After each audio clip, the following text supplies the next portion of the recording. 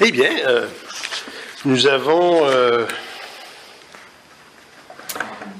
étudié, médité les 3 premiers chapitres de la Genèse pendant quelques mois, et puis ces premiers chapitres de la Bible, ça fait penser un peu quand on est dans l'espace, là, et qu'on zoome, qu'on fait un zoom. On voit ça souvent, hein, sur les cartes dans Internet, là. On peut faire un zoom en voyant tout le Canada, et ensuite on zoome et on voit, la province, la ville, et on zoome encore et on voit, la maison où je suis. On voit, bon, c'est presque sans fin, hein? Ben là, en se concentrant sur une portion spécifique de l'Écriture, on fait un zoom. Parce que, en fait, la Genèse, globalement, elle est le fondement de tout le reste, hein? De tout le reste de la Bible. Hein? Les événements qui se passent là, les doctrines qu'on voit dans la Genèse, on les retrouve dans le reste de la Bible. C'est l'échafaudement, c'est le fondement sur lequel est échafaudé tout le reste de la Bible. Mais dans toute la Genèse, les 11 premiers chapitres sont encore plus déterminants, hein, sont importants. C'est pour ça que je pense que dans notre petite série, on va peut-être arriver à arrêter au chapitre 11, peut-être à la fin de l'année, là, ou l'année prochaine, parce que quand même, c'est avec 48, 49, 50 chapitres, c'est assez long. Mais dans ces 11 chapitres-là, les 3 premiers sont les plus fondamentaux, parce que là, on voit les événements qui sont déterminants pour tout le reste de la Bible. Création, chute et rédemption. Hein? Les 3 mots qui traversent toute la Bible, qui sont influencés par la Genèse. Création, chute, rédemption. Donc, Genèse, 1 à 11, 1 à 3. Hein? Donc, on zoome. Mais là, on vient de sortir du chapitre 3, on embarque dans le chapitre 4. On va voir dans Genèse 4 les effets néfastes du péché, les conséquences néfastes de cette chute d'Adam et Ève, nos premiers parents. Fait qu'on va lire, si vous voulez bien, versets 1 à 16. Les versets 1 à 16. Genèse, chapitre 4, et versets 1 à 16. Adam connut Ève, sa femme. Elle conçut et enfanta Caïn. Et elle dit, « J'ai formé un homme avec l'aide de l'Éternel. » Elle enfanta encore son frère Abel. Abel fut berger, et Caïn fut laboureur. Au bout de quelque temps, Caïn fit à l'Éternel une offrande des fruits de la terre. Et Abel, de son côté, en fit un des premiers-nés. Il fit une offrande, donc, des premiers-nés de son troupeau et de leur graisse. L'Éternel porta un regard favorable sur Abel et sur son offrande, mais il ne porta pas un regard favorable sur Caïn et sur son offrande. Caïn fut très irrité, son visage fut abattu. Et l'Éternel dit à Caïn, « Pourquoi es-tu irrité? Et pourquoi ton visage est-il abattu? Certainement, si tu agis bien, tu relèveras ton visage, et si tu agis mal, le péché se couche à ta porte et ses désirs se portent vers toi, mais toi domine sur lui. » Cependant, Caïn adressa la parole à son frère Abel. Mais comme ils étaient dans les champs, Caïn se jeta sur son frère Abel et le tua. L'Éternel dit à Caïn, « Où est ton frère Abel? » Il répondit, « Je ne sais pas. Suis-je le gardien de mon frère? » Et Dieu dit, « Qu'as-tu fait? La voix du sang de ton frère crie de la terre jusqu'à moi. Maintenant, tu seras maudit de la terre, qui a ouvert sa bouche pour recevoir de ta main le sang de ton frère. Quand tu cultiveras le sol, il te sera Il ne te donnera plus sa richesse. Tu seras errant et vagabond sur la terre. Caïn dit à l'Éternel, « Mon châtiment est trop grand pour être supporté. Voici, tu me chasses aujourd'hui de cette terre. Je serai caché loin de ta face. Je serai errant et vagabond sur la terre. Et quiconque me trouvera, me tuera. » L'Éternel lui dit, « Si quelqu'un tuait Caïn, Caïn serait vengé 7 fois. » Et l'Éternel mit un signe sur Caïn pour que quiconque le trouverait ne le tuât point. Puis Caïn s'éloigna de la face de l'Éternel et habita dans la terre de Nod, à l'orient de l'Éden. Prions.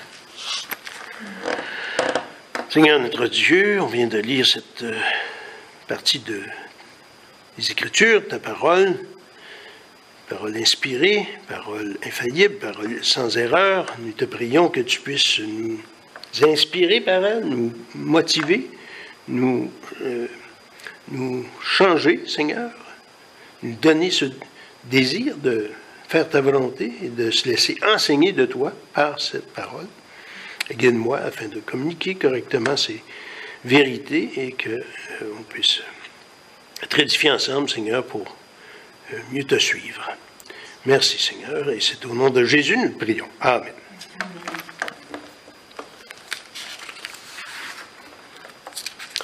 On va voir 6 choses cet après-midi, donc, dans ce texte-là. Donc, la première chose, c'est que on va voir les premiers fils du premier couple. Hein, vous avez le plan à la fin de votre semainier, là. Les premiers fils du premier couple. Adam connut Ève, sa femme. Elle conçut et enfanta Caïn. Et elle dit, j'ai acquis un homme de par l'Éternel. Elle enfanta encore son frère Abel. Abel fut berger et Caïn fut laboureur. On assiste ici au premier accouchement. Au premier accouchement humain, parce que on sait que les lapins, il y avait des animaux, puis tout ça, puis on ne sait pas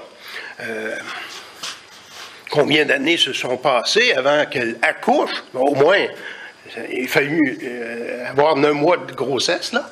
Hein? Mais pendant ce temps-là, les animaux ont pu se multiplier. Hein? Il y a pu avoir des lapins, par exemple, qui ont mis bas, hein, comme on dit en français, plusieurs fois. Mais, premier accouchement humain. Hein? Mais avant l'accouchement, quelque chose de nécessaire. Hein? Adam connut Ève, sa femme. Connut, c'est un euphémisme, une façon de parler mitigée pour parler d'une relation conjugale. Hein? On voit que le mot yada en hébreu parle presque infailliblement tout au long de la Bible de relations personnelles. Si ce n'est pas entre des humains, entre un homme et une femme, relation conjugale, si c'est entre Dieu et l'être humain, on parle de relations personnelles avec Dieu. Hein? L'Éternel connaît la voie des justes et la voie du pécheur mène à la ruine. La vie éternelle, c'est qu'il te connaisse, toi, le seul vrai Dieu, et celui que tu as envoyé, Jésus-Christ. Hein? Relation personnelle avec Dieu. Et bon, et même chose entre Marie et Joseph, dans Matthieu 1, 23, 25. Je vais demander, y a-t-il une volontaire qui aimerait lire Matthieu 1, versets 23 à 25.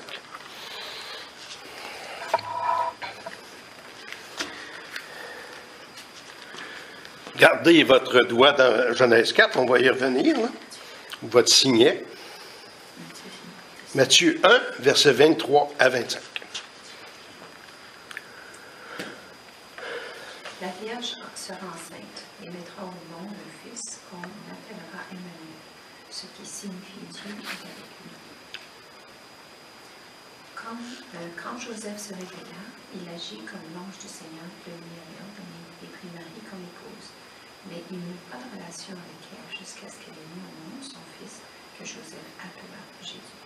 Ah, ben oui, dans notre Bible du second, c'est écrit « Il ne la connut point jusqu'à ce qu'elle lui enfantait ». Et ici, ben, on a une équivalence dynamique dans cette traduction. Il n'a plus de relation avec elle, hein, jusqu'à ce qu'elle lui enfante un fils. Donc, c'est bien ça. Donc, Marie n'a pas eu de relation avec Joseph jusqu'au moment où elle enfantait son fils, Jésus. Donc, ça implique qu'ils en ont eu après. Donc, on voit dans le Nouveau Testament qu'il y a eu des fils, il y a eu des enfants. Marie et Joseph ont eu des enfants, à part Jésus. Mais seul Jésus était le Fils unique de Dieu, parce qu'il était, oui, c'est ça, donc issu avec la puissance du Saint-Esprit qui est survenue sur Marie. Donc, sans l'intervention de Joseph. Donc, Adam connut Ève, sa femme, relation, et elle conçut, elle enfanta Caïn. Premier enfant d'Adam et Ève était un garçon, Caïn. Et ce mot signifie possession, parce qu'elle a dit, j'ai acquis, autrement dit, je possède un homme par l'Éternel, par la force de l'Éternel, par l'aide de l'Éternel. Donc, le mot Caïn signifie possession. Il est le fils de sa maman. Mais ce n'était pas un miracle. Parce que Adam et Ève étaient bien constitués, ils étaient en bonne santé, il n'y en avait pas un de stérile. On va... ah non, j'ai pas écrit, mais il y a 3 types de situations dans la Bible où on voit l'intervention de Dieu dans les accouchements, dans l'enfantement, dans la conception. OK? Il faut faire la différence entre un miracle et la providence de Dieu. Le miracle, c'est une action inhabituelle de Dieu qui vient outrepasser ou passer au-delà des normes, des lois établies, des lois biologiques ou les lois physiques que Dieu a établies. Donc, c'est pour ça que quand Jésus a dit « Lazare sort de son tombeau », Lazare est sorti, c'est un miracle. Selon les lois physiques, il serait resté dans son tombeau. Les guérisons, c'est la même chose. Donc, un miracle, il ne faut pas dire que toute activité de Dieu est un miracle. Parce que un miracle, c'est une action inhabituelle qui sort du commun, où Dieu vient dépasser, outrepasser les lois de la nature. Lorsque je guéris, moi, d'une maladie en raison du fait que j'ai pris mes médicaments, ce n'est pas un miracle. C'est les lois que Dieu a établies.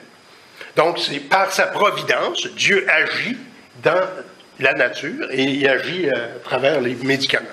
Et il me permet que j'aille voir un médecin, il va m'opérer. Ce n'est pas un miracle, c'est la providence de Dieu. C'est pas moins une action de Dieu, ce n'est pas un miracle. Parce que Dieu agit, c'est lui qui fait tenir tous les atomes des chaises ensemble. Chaque atome de l'univers, c'est la toute-puissance de Dieu qui maintient tout ça ensemble.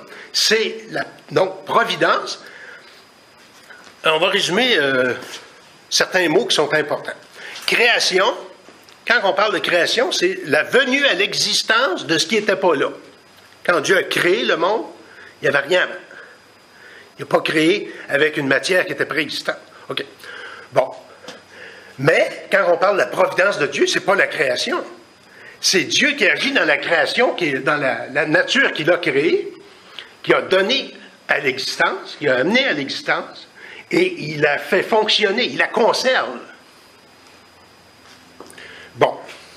Fait que quand on parle de l'action de Dieu dans la nature, il y a le miracle, il y a la providence. En ce qui concerne les naissances, on va appliquer ça. Lorsque 2 parents sont en état de procréer, comme Adam et Ève, c'est la providence de Dieu. Et on voit que Ève était consciente que ça venait de Dieu. J'ai acquis un homme de par l'Éternel. Pas par miracle, par l'action providentielle de Dieu qui a fait en sorte que Adam et Ève étaient en bonne santé, puis ça a marché. Hein? Ça a fonctionné. Lorsqu'au moins un des parents est stérile, comme on voit dans la Bible, Abraham, Sarah, bon, au moins un, il est à deux qui est stérile, 90 ans en montant. Bon. Puis, miraculeusement, ils ont eu un enfant. C'est différent de ce que Marie va avoir plus tard avec Jésus. Parce que Dieu a rendu fertile ceux qui étaient stériles. Et ça a fonctionné. Elkana et Anne, dans 1 Samuel, chapitre 1, elle priait pour avoir un enfant. Elle était stérile, elle priait pour avoir un enfant. Puis Dieu a donné Samuel, en hébreu, Shemuel. Ça veut dire Dieu, Shema, comme les Juifs disent Shema Israël dans Deutéronome 6. C'est Dieu a écouté. Écoute Israël. Dieu a entendu. Et il a donné le nom de Samuel. Ça veut dire Dieu a entendu. Dieu a répondu. Donc, lorsque un des deux parents minimum est stérile et qu'ils sont rendus fertiles, ben c'est un miracle, oui. Parce que là, ça vient dépasser la situation biologique existante. Mais lorsqu'on parle de Jésus, c'est un miracle qui est complètement différent du reste. Parce que là, Joseph n'avait aucun rôle là-dedans. C'est Marie tout seul, sous la vertu du Saint-Esprit, et elle a été rendue enceinte, et elle a enfanté Jésus. Donc ça, il n'y a aucun humain, avant et après, qui ont été conçus de cette façon-là. C'est pour ça que Jésus est unique. Bon. Et elle, c'est pour ça qu'elle a dit, j'ai conçu avec l'aide de Dieu. C'est ça qu'elle écrit. Moi, dans la version, c'est j'ai formé. J'ai formé un homme avec l'aide de l'Éternel. Ouais. Ben, quand on est parent et qu'on a des enfants, c'est le réflexe aussi en tant que croyant. C'est Dieu qui nous donne cet enfant-là. Même s'il n'y a pas eu de miracle en tant que tel. C'est la providence de Dieu. Dans le psaume 127, verset 3, « Voici les fils sont un héritage de l'Éternel. Les fruits des entrailles est une récompense. » Et Paul s'est écrié dans un autre contexte, dans Romains 11, 36. C'est de lui, par lui et pour lui que sont toutes choses. Tout vient de Dieu, tout sont pour sa gloire. Et c'était pas fini. La famille n'a pas arrêté là. Dieu avait dit à Adam et Ève, dans Genèse 1, 27, Dieu créa l'homme à son image, il le créa à l'image de Dieu, il créa l'homme et la femme. Dieu les bénit et Dieu leur dit, soyez féconds, multipliez, remplissez la terre. Hey, c'est pas juste avec Caïn qu'on va faire ça. Donc, il y a eu d'autres enfants. Donc, elle enfantait encore son frère Abel. Bon, il y en a qui pensent que c'était des jumeaux. Mais le fait d'avoir l'expression « elle enfanta encore », on retrouve ça ailleurs, puis c'était pas nécessairement des jumeaux. Il y a eu 9 mois au minimum, qui ont séparé la naissance de l'un. Donc Abel était le frère cadet de Caïn, et Caïn, le frère aîné. Et chacun avait ses talents. Il y en a un qui était berger, puis l'autre était laboureur. Un point qui était mieux que l'autre, ou supérieur à l'autre.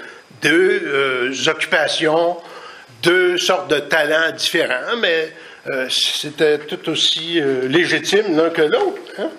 Ça nous rappelle que nos enfants sont uniques. Ils ont chacun leur talent. Ils ont chacun leur préférence, leur tendance. Et c'est légitime. Ça fait partie de... En autant que c'est dans le cadre de Dieu, le cadre de sa loi, tout ça. Mais il faut discerner en tant que parent, voir quelle est la personnalité de mes enfants, quels sont ses talents, et chercher à exploiter ça, à les faire fructifier. Donc, un deuxième point, on a 2 fils, là. 2 fils et 2 sortes de sacrifices. Versets 3 à 5. Au bout de quelque temps, Caïn fit à l'Éternel une offrande des fruits de la terre. Et Abel, de son côté, en fit un des premiers-nés de son troupeau et de leur graisse. L'Éternel porta un regard favorable sur Abel et sur son offrande, mais il ne porta pas un regard favorable sur Caïn et sur son offrande. même si on ne voit pas que Adam et Ève ont fait des sacrifices comme tels, ben, où est-ce que Abel et Caïn ont appris à faire des sacrifices? C'est sûrement les parents qui leur ont appris cela. En reconnaissance du Créateur, ben, on lui donne une partie, les prémices qu'on appelle, hein? La première partie de nos récoltes et tout cela. On voit ça dans Exode, plus tard, dans la loi de Moïse. Exode 22, 29. « Tu ne différeras point de m'offrir les prémices de ta moisson. » Hein? Des fois, les gens pouvaient être tentés, je vais donner à Dieu une offrande de ma moisson, bon, certains plants qui sont moins bons, ben, de toute façon, je vais les jeter, fait qu'on va donner ça au Seigneur. Non, non, c'est pas la dernière partie que tu donnes, c'est la première partie. La première partie de la récolte, ça veut dire que c'est un acte de foi, parce que tu sais pas, tu vas-tu avoir une deuxième récolte, bon, pour passer l'année, tout ça.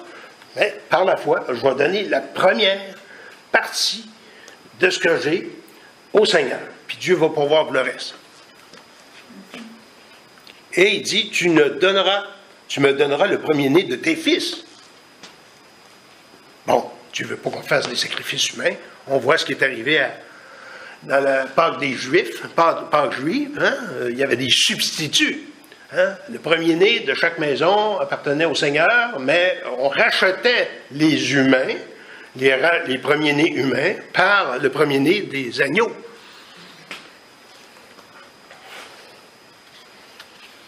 Et verset 30, toujours dans Exode 22, « Tu me donneras ainsi le premier-né de ta vache et de ta brebis. Il restera 7 jours avec sa mère. Le 8e jour, tu me le donneras. » Dans chapitre 23, Exode 23, 19, « Tu apporteras à la maison de l'Éternel, ton Dieu, les prémices des premiers fruits de la terre. » Donc, l'un et l'autre étaient des offrandes légitimes en soi, parce qu'elles ont été reconnues plus tard, commandées même par le Seigneur plus tard. Mais là, savoir, on se pose la question, pourquoi est-ce que Dieu a refusé l'un et a accepté l'autre? Genèse 4, versets 4 et 5. « Et Abel, de son côté, en fit une des premiers-nés de son troupeau et de leur graisse. L'Éternel porta un regard favorable sur Abel et sur son offrande, mais il ne porta pas un regard favorable sur Caïn et sur son offrande. » Pourquoi? L'explication traditionnelle, qui est très répandue, c'est que l'offrande d'un animal, une offrande sanglante, c'est ça que Dieu a agré de la part d'un pécheur. Et dans Hébreux 9, 22, ça dit « Et presque tout, d'après la loi, est purifié avec du sang, et sans infusion de sang, il n'y a point de pardon. » OK? Donc, plusieurs disent que ça n'a pas été agréé parce qu'il y a juste à faire des céréales ou des fruits de la terre. Et ça prenait absolument des fruits plutôt d'un animal, et le sang d'un animal. Mais ce n'est pas ce que je vois dans l'Écriture, parce que dans l'Écriture, on voit que les offrandes de fleurs de farine, les fruits de la terre étaient légitimes. Ce qui faisait la différence et pourquoi l'une offrande a été refusée et l'autre acceptée, c'est qu'il faut gratter plus loin, faut aller voir dans le cœur. 1 Jean 3, 1er Jean, hein, première épître de Jean. Tu sais, quand on dit dans nos sermons, tout ça, Jean 1, ça c'est l'évangile de Jean, chapitre 1. Mais si on dit 1 Jean, ben là, c'est la première épître de Jean. 1 Jean, chapitre 3, versets 11 et 12. Qui voudrait nous lire ça bien fort pour que ce soit enregistré ici? 1 Jean 3, versets 11 et 12.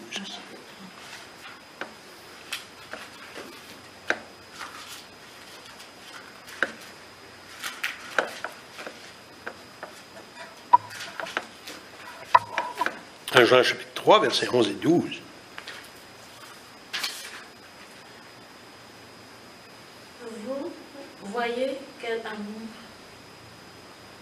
chapitre 3, versets 11 et 12. 11 et 12. Car ce qui vous a été annoncé et ce que vous avez entendu dès le commencement, c'est que nous devons nous aimer les uns les autres et ne pas ressembler à Caïn, qui était du malin et qui tua son frère. Et pourquoi le tua-t-il?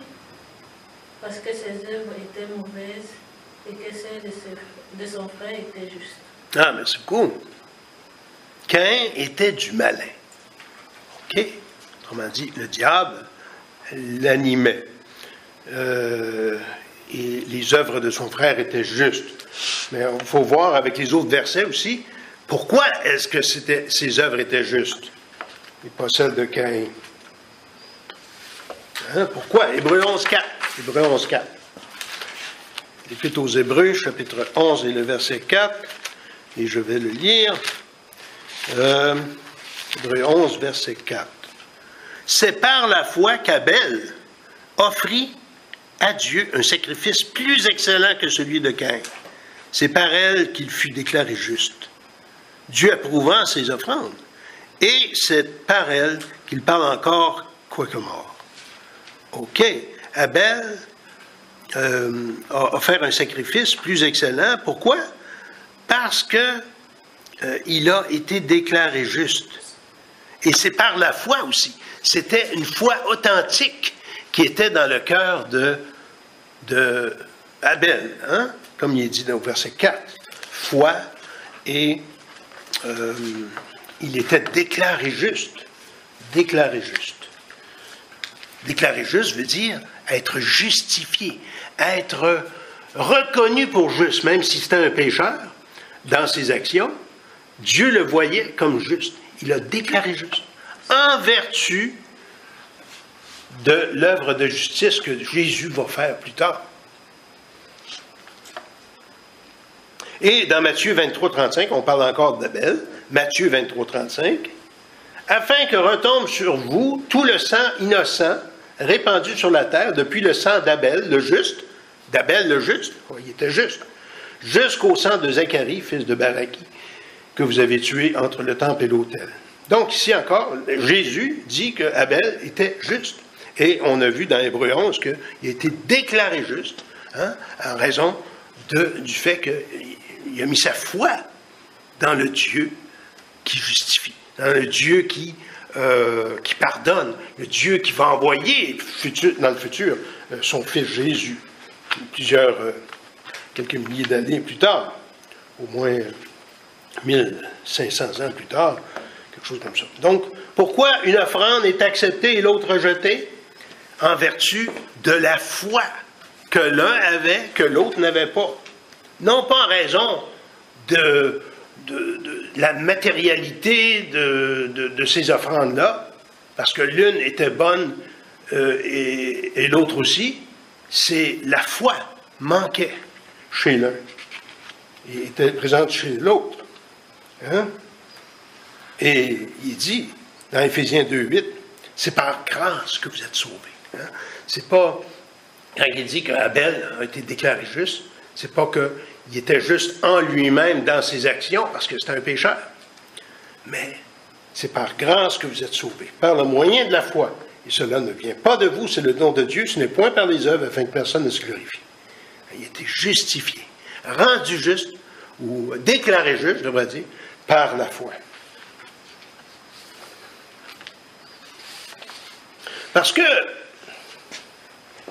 tu offres une offrande, puis les nations autour, hein, les non-juifs, ceux qui... Ben, c'est sûr qu'il n'y en avait pas beaucoup à l'époque d'Abel et de Caïn. Hein, l'humanité est assez restreinte. Mais plus tard, les gens faisaient des offrandes à Dieu pour le manipuler, Dieu. Hein? Oh Dieu, hein, comme avec Baal. Oh Baal, exauce-nous. Hein? Puis ils se faisaient des flagellations, ils se coupaient pour faire couler leur sang, pour essayer de manipuler Dieu. Non, Dieu, on n'a pas besoin de le manipuler. Il n'est pas manipulable. C'est quand on va en adoration devant Dieu, ou on offre une offrande, on le fait en soumission, en reconnaissant que Dieu n'a pas besoin de nos offrandes, de nos quoi que ce soit de nous, mais il veut qu'on reconnaisse que tout vient de lui. Et ça, c'était le but de ces offrandes, là, des offrandes d'action de grâce, hein, reconnaître que c'est Dieu qui me donne tout. Troisième point, on voit une attitude négative chez un des fils, là. Versets 5b et 7 à 7. On retourne dans Genèse 4, bien sûr. Caïn fut très irrité et son visage fut abattu. L'Éternel dit à Caïn, pourquoi es-tu irrité? Pourquoi ton visage est-il abattu? Donc, il est dit que Caïn fut très irrité. Il va vous faire une petite anecdote.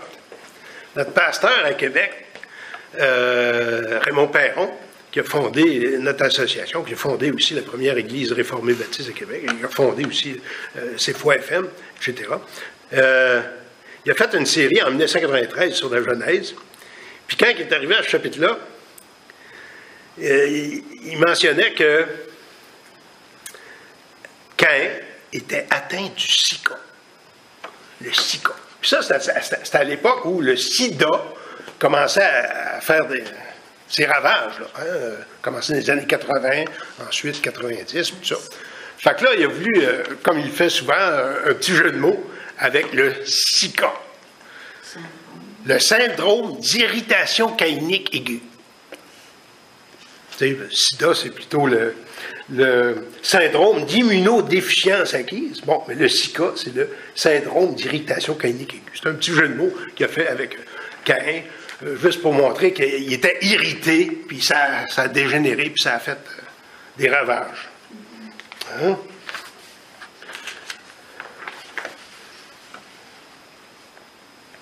Parce qu'il était irrité, parce que Dieu aimait mieux ce que son frère Abel avait fait, puis lui, il n'était pas accepté. Il était irrité. Il était amer de cela. Hein? Dieu n'a pas besoin de nos faveurs. Hein? Et il s'imaginait que Dieu faisait du favoritisme. Oh, il aime mieux mon frère que moi. Hein? C'est pas juste. Un peu comme un enfant, là, des fois, qui ne comprend pas l'agir de ses parents. Mais Dieu est libre d'accorder sa faveur à qui il veut. Hein? Il n'est pas obligé avec personne, puisqu'on est des pécheurs et il pourrait tout bien nous condamner tous. Mais s'il choisit d'envoyer sa faveur à quelques-uns, pas juste à quelques-uns, mais à beaucoup, des myriades qui vont se tenir devant le trône de Dieu un jour. Hey! 2, 3 ici, 2, 3 là, quand on additionne toutes les générations, toutes les années, dans toute l'histoire, ça va en faire des myriades dans le ciel. On va briller comme les étoiles du ciel, comme Daniel dit. Il est dit dans Romains 9, verset 20-21, « Ô homme, toi, plutôt, qui es-tu pour contester avec Dieu? Le vase d'argile dira-t-il à celui qui l'a formé, pourquoi m'as-tu fait ainsi? Le potier n'est-il pas maître de l'argile pour faire avec la même masse un vase d'honneur et un vase d'un usage vil? » Donc, il était irrité, injustement. Il était irrité, Caïn. Et si on garde l'irritation, l'amertume, la jalousie dans notre cœur, oh, ça peut dégénérer, hein, comme un cancer, puis faire des ravages. Dans Proverbe 15-13, un cœur joyeux rend le visage serein, mais le cœur triste, l'esprit est abattu. Hein? Quand le cœur est triste, l'esprit est abattu. Et verset 17, Proverbe 17, verset 22, un cœur joyeux est un bon remède, mais un esprit abattu dessèche les eaux. Puis là, on peut dire, ah, je ne suis pas capable, je n'y peux rien. C'est des circonstances qui font que je suis irrité comme ça, puis que j'ai de l'amertume, puis c'est pas de ma faute. Je ne peux pas faire rien contre ça. C'est faux, ça. Un raisonnement qui est faux. Parce que la Bible nous dit qu'on est responsable de nos attitudes et qu'on a la responsabilité de contrôler nos émotions, nos réactions, nos attitudes. La réalité, c'est que l'irritation contre Dieu peut se traduire en irritation contre les autres. Il faut absolument refuser de laisser ce poison-là d'irritation se développer dans notre cœur. Ce venin peut dégénérer, nous amener à des gestes ou à des paroles qui vont faire du mal à autrui. L'apôtre Paul disait dans Éphésiens 4, versets 26-27, « Si vous vous mettez en colère, ne péchez point. » Oh! C'est rare qu'on se met en colère que c'est pas péché, mais Paul il dit, si vous vous mettez en colère, s'il vous plaît, ne péchez pas. OK? Parce que ça peut dégénérer.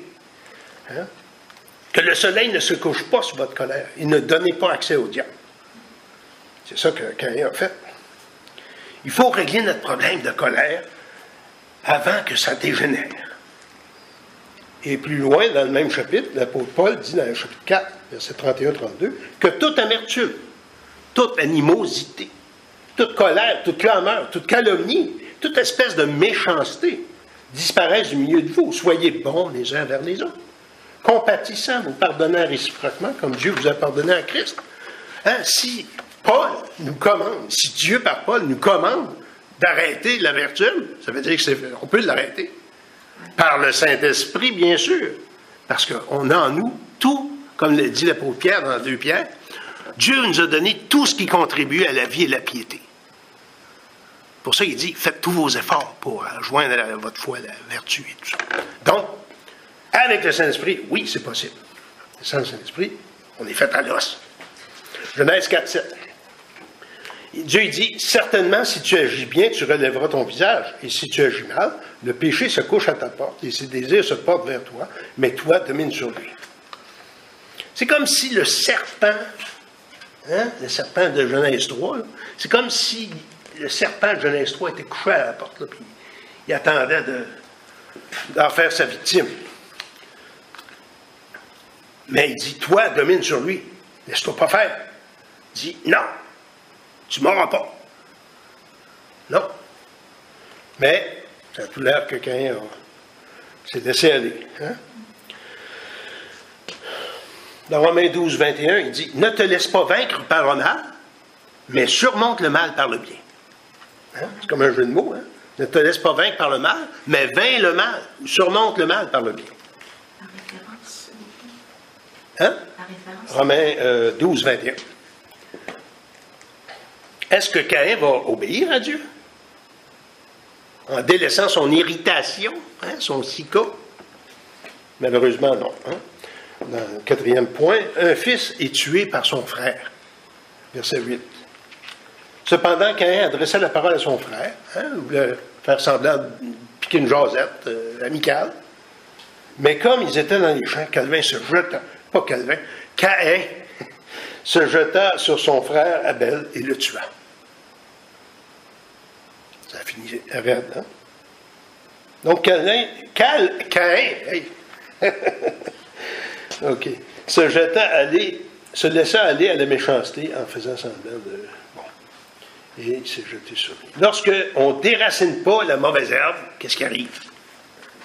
Hein, l'herbe à poux? Ça se multiplie. Hein? On a beau tirer sur la petite fleur, ben, la racine est toujours là, ça va repousser. Il faut prendre la petite machine pour extraire la racine. Ça fait un trou dans le parterre, mais quand même, ça résout le problème. En principe. Donc, c'est comme le péché. Hein? Si on n'extirpe pas le péché dont on est conscient dans nos vies, hein, ça peut dégénérer. Hein? Là, ça aboutit à une lutte fratricide. Hein? C'est pour ça que j'ai intitulé mon message Première guerre mondiale. Pourquoi? Parce que le geste de Caïn était en fait la Première guerre mondiale. Première guerre fratricide. Hein? Une guerre... Bon, au début, je me disais, OK, il y a combien de personnes dans l'humanité, là? Il y a Adam, Ève, Caïn, Abel. Ils sont 4. Mais là, après, en lisant, j'ai réalisé que, peut-être pas juste 4. Parce que si Caïn, plus tard, a marié une femme et il y a eu des enfants, c'est qu'il y avait des femmes pas loin. D'où viennent ces femmes-là? Ben, Adam est mort à 900 ans. OK? Donc, la longévité était très grande. Peut-être qu'Caïn était à 100 ans, 130 ans. Et pendant ce temps-là, pendant tout ce temps-là, Adam et Ève ont continué d'avoir d'autres enfants. Même si ce n'est pas explicite dans l'Écriture. D'autres enfants qui ont fait d'autres enfants, qui ont d'autres... Il y a eu une population qui s'est montée. Et donc, à un moment donné, ça aboutit que Caïn connut sa... qu'est-ce qu'il dit? Caïn connut sa femme, verset 17. Donc, il y avait une femme.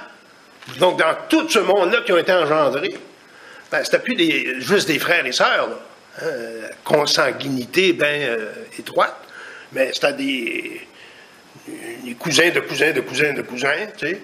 Bon. Fait que, et aussi, on dit, pourquoi est-ce que c'est interdit de se marier avec notre cousine, tout ça, aujourd'hui, ou les frères et sœurs, dans la loi de Moïse, que c'était permis à ce moment-là, ben, c'était... Les lois de la consanguinité étaient différentes, sûrement, parce qu'il fallait se multiplier. Dieu l'avait dit, remplissez la terre. Fait qu'il fallait qu'il y ait des mariages, à un moment donné, entre les gens de même famille, mais c'était une exception. Donc, c'est pour ça que j'ai changé mon titre. C'était pas une guerre vraiment mondiale, mais parce que c'était pas toute l'humanité là, qui était impliquée, parce qu'il y avait sûrement beaucoup de gens qui n'étaient pas dans impliqués là-dedans. Mais la première grande guerre. Hein. Puis il y a eu bien d'autres guerres aussi avant ce qu'on dit être la première grande guerre mondiale. Il y a eu d'autres grandes guerres, d'après les historiens. Là, il y a eu un interrogatoire. On interroge le meurtrier. Hein? Comme en cours, versets 9 à 10. L'Éternel dit à Caïn, « Où est ton frère Abel? » Il répondit, « Je ne sais pas. » Mais pourquoi Dieu pose une question? Dieu est supposé tout savoir. Hein? Où est ton frère Abel? Comme si Dieu ne savait pas où il était. Mais non. C'est pas que Dieu ne savait pas. Parce que, pourquoi? Dieu sait tout. Dieu connaît tout. Dieu peut tout. Dieu est partout. Psaume 139. Hein? Si je monte au ciel, tu y es. Dieu connaît tout. Psaume 139 et bien d'autres passages bibliques aussi. Donc, pourquoi il pose la question, où est ton frère Abel? Ben, c'est pour le faire réfléchir. C'est pour qu'il crache le morceau, pour qu'il avoue sa faute. Mais, il ne le fait pas, hein? Non, je ne sais pas ce qu'il ça peut penser un petit peu, des fois, ce qui se passe avec les enfants. Hein? Suis-je le gardien de mon frère? Ben oui. On est supposé prendre soin les uns des autres. Et Dieu dit, qu'as-tu fait? Là, il montre que on m'en comptera pas des belles, là. Hein? Je sais ce que tu as fait. Hein? Qu'as-tu fait? La voix du sang de ton frère crie de la terre jusqu'à moi. Verset 9 et verset 10.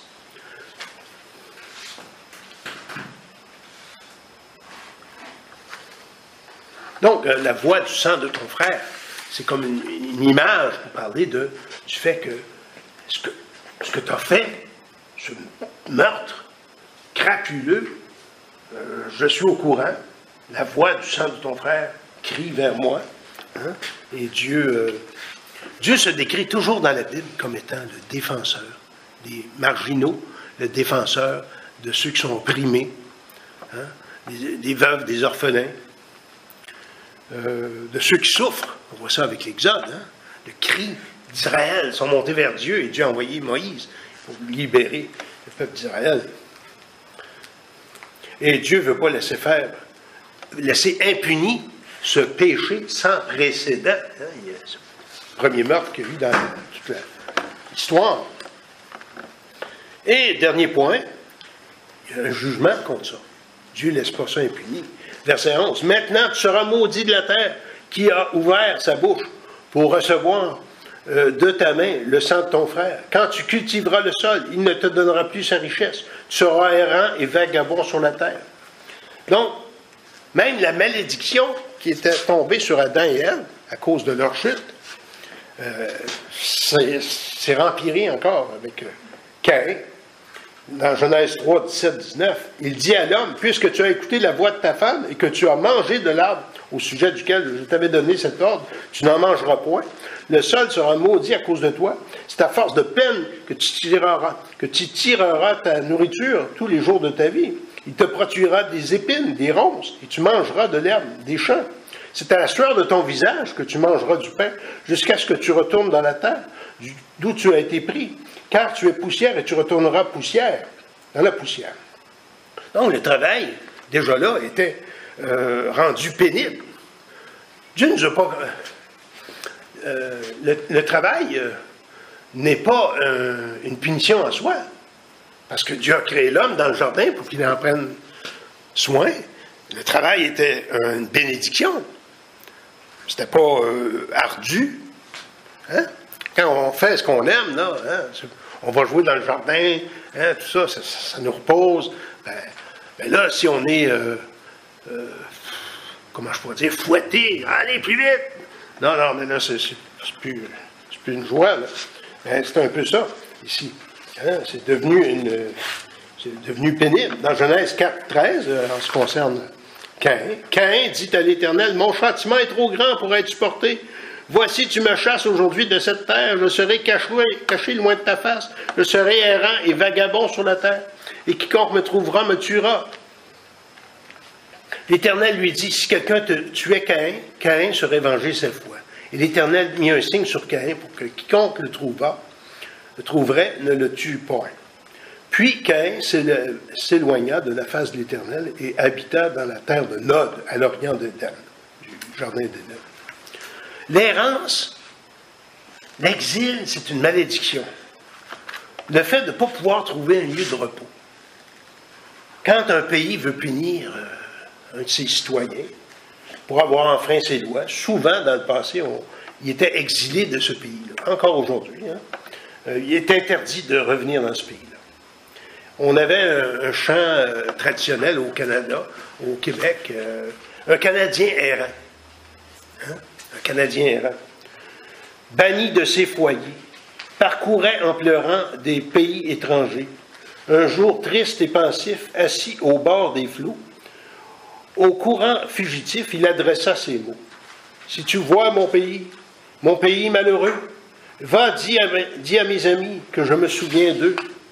Plongé dans mes malheurs, loin de mes chers parents, je passe dans les pleurs d'infortunés moments, pour jamais séparer de mes amis et de mon cœur.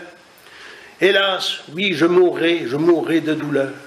Non, mais en expirant, ô mon cher Canada, mon regard languissant vers toi se portera. Donc, ça me faisait penser un petit peu à cela, la situation de Caïn, en exil, interdit de revenir dans là où il était, proche de l'Éden. Caïn ne pourra même pas mourir. Il va vouloir mourir, mais non. Ceux qui vont le voir vont être empêchés de le tuer. Il va souffrir ce qu'il mérite de souffrir. Donc, en conclusion, on a vu que dans le début du chapitre 4, on a vu l'action de Dieu qui a permis à Ève d'enfanter ses premiers garçons. On a vu aussi le danger de la jalousie, l'irritation mal gérée au point d'aboutir au meurtre. Hein? Celui qui a commis un crime comme cela ne peut pas rester impuni.